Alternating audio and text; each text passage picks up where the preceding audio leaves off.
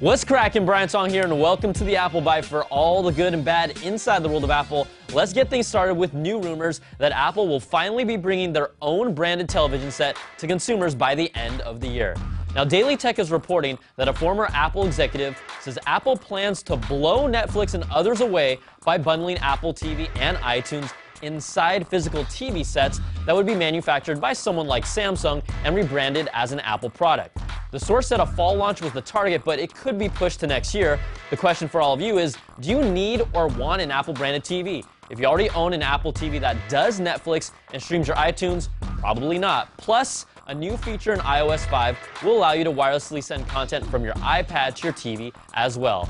Now, patently, Apple also just showed off a patent application from the Cupertino kids for a live widget system that could display content on the fly over programming you watch. For example, we could vote for our favorite singer on American Idol. I want your love and all your lovers' revenge, you and me could... Or not. Or trivia and other information could be displayed and constantly changing while watching a sports game.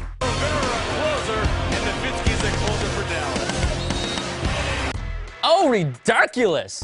Now, the patent application also proposes that an Apple TV box would be used with traditional cable TV providers to access stations, and the system could connect to services like iTunes and YouTube.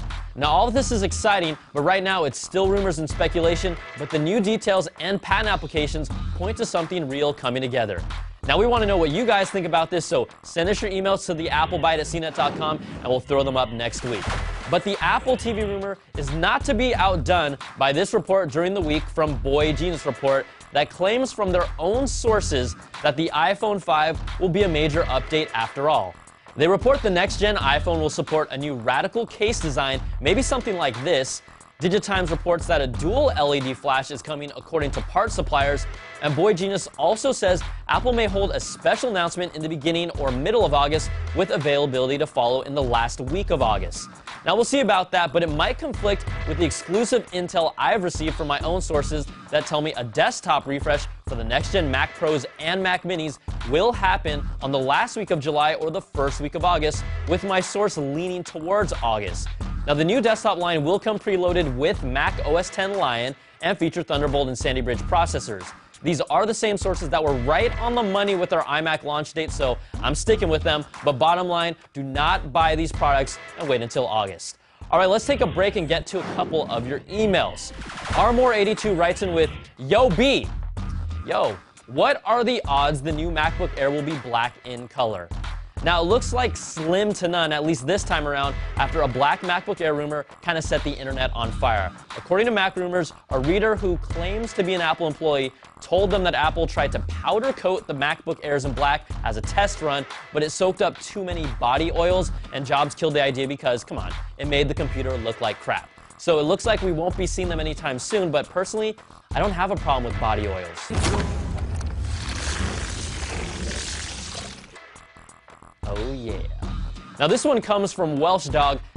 Hey Skunkhead, next time you do lunch with Jobs, ask him what the hell they did to Final Cut Pro. Now you're not alone here, and the message boards and forums have been anything but stellar for the hardcore Final Cut crowd. Apple's latest release is changing directions with FCPX. People have described it as iMovie Pro. There's no multicam editing support at the moment, and users are even complaining about incompatibility with earlier Final Cut project files. Apple has told users they will be releasing updates to some of these issues, but why even roll this out when they had to know users would be unhappy with FCPX in its current form? They didn't have to do this, and we're throwing out the bad apple to Apple for this one, especially after there was a lot of genuine excitement for the product. The current App Store review, 2.5 stars. Ouch. Now, Final Cut Pro is $2.99. You can only download it from the Mac App Store, and Motion 5 and Compressor 4 are $49.99 as well. In other new products Apple rolled out quietly this past week were new time capsules, increasing its storage to 2 terabytes and 3 terabyte options starting at $2.99. And a new Airport Extreme with very little difference from the previous version that we can tell is available for $179. All right, to the quick bites, people. If you're curious how people are using the iPad compared to other competitors on the market right now, A study by ComScore says in the US, the iPad represents 97% of all tablet traffic and 89% across all markets. That means a lot. Now, a T-Mobile spokesperson told 9 to 5 Mac that the carrier, potentially soon to be merged with AT&T, is home to over 1 million iPhones, even though they don't even sell them here in the US. Now, some people are using unlocked phones, while others are trimming their SIM cards by hand to fit the micro SIM card slot. And the summer season is here. Make sure you guys get your bikini line waxed, guys and gals. But the Adventure House marketing firm is promoting their iTowel with some of the summer's hottest apps like iCod, InnerTube, and Need for Speedo. Not sure I need that, but you can like them on Facebook or tweet them to get a chance at the towel, or maybe I'll do something with my life and contact them directly to try and get one for you, the Apple Biters. All right, that's going to do it for this week's show. Send me your email to theapplebite at CNET.com. Ask away. I'm Brian Tong. Thanks for watching, and we'll see you guys next week for another Bite of the Apple.